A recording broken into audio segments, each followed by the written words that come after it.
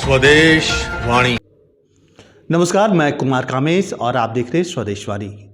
स्वदेश वाणी के खास कार्यक्रम के तहत आज हम पहुंचे हैं आजसू के मुख्यालय में। आजसू के मुख्यालय में आज हम चर्चा करेंगे राज्य सरकार के 2 वर्ष के कार्यकाल का। 2 वर्ष के कार्यकाल में राज्य सरकार ने किन किन उपलब्धियों को क्या खोया, क्या पाया, आखिर जनता 2 साल के कार्यकाल में हेमंत सोरेन के कार्यकाल से इतनी नाखुश क्यों दिख रही है। इन्हीं सारी बातों पर चर्चा करने के लिए हम आज हैं देवशरण भगत के साथ। देवशरण भगत से सीधे बात करते हैं कि हेमंत सोरेन सरकार की 2 वर्ष हो गए, 2 वर्ष के कार्यकाल को किस रूप में देखते हैं।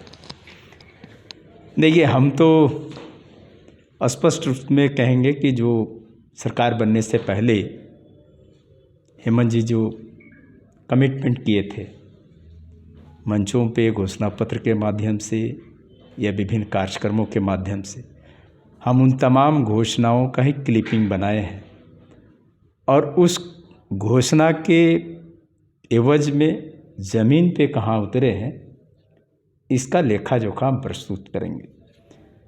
29 तारीख को राज्य सरकार अपनी उपलब्धियां गिनाएंगी।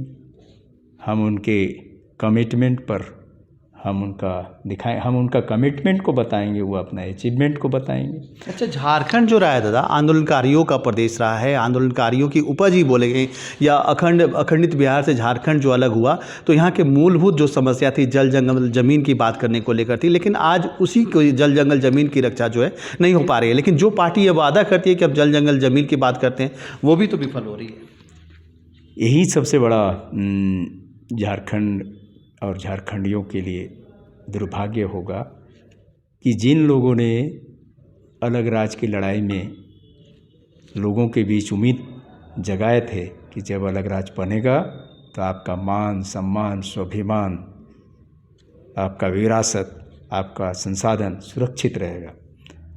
आज हेमंत के सरकार में आने से लोगों को बहुत उम्मीद जगा था। पहला तो स्थानीय नीति ऐसा बनेगा जहां झारखंडियों को यहाँ के उनके हित के लिए फैसला होगा। इन्होंने घोषणा में किया था कि 1932 के आधार पर हम स्थानीय नीति बनाएंगे। 32 तो भूल गए, ये लोग मैट्रिक के सर्टिफिकेट के आधार पर स्थानीय नीति बना दिया। तो जनता किस पे विश्वास करेगी। इन लोगों ने कहा कि जैसे ही सरकार में आएंगे हम 5-5 लाख लोगों को रोज़गार देंगे, लेकिन 5 लाख रोजगार की दिशा में तो कोई कदम नहीं। सरकार जो ऐसा कदम उठा रही है, क्यों उठा रही है? इसके पीछे कुछ कारण तो होगा। झारखंड का दुर्भाग्य कहे कि सरकारें बनती हैं, सरकारें गिरती हैं, लेकिन निर्णय यहाँ के झारखंड के लोगों के हित से नहीं बल्कि कहीं दूसरे के आधार पर होती है। और उसी का परिणाम है चाहे हेमंत बैठे हो, लेकिन निर्णय झारखंडी के हित में नहीं बल्कि वो कहें तो सीधा सीधी 2 साल में झारखंड बेहाल, बिचौलिया मालामाल। यहाँ तो बिचौलिए का ही चलती है, अफसरशाही हावी है, यहाँ लोकतंत्र ही खतरे में है। तो क्या लगता है कि सरकार जो है, मतलब सत्ता जो है, गलत हाथों में चली गई है? ये तो जनता तय करेगी किन के हाथ में गई, लेकिन हम तो ये कहेंगे कि जो उम्मीदें थी उस दिशा में सरकार कितना कदम आगे बढ़ी है, हम 28 को बताएंगे।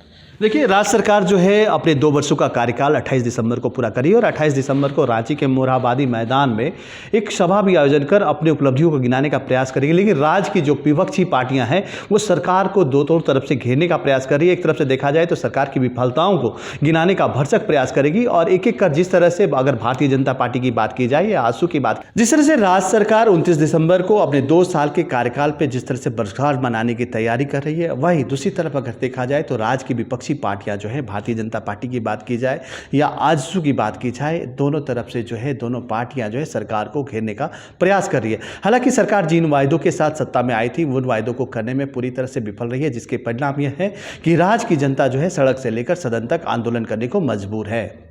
अगर आप इस चैनल पर नए हैं तो हमारे चैनल को लाइक, शेयर एंड सब्सक्राइब जरूर करें ताकि आने वाली देश विदेश की खबरें आपको मिलती रहे।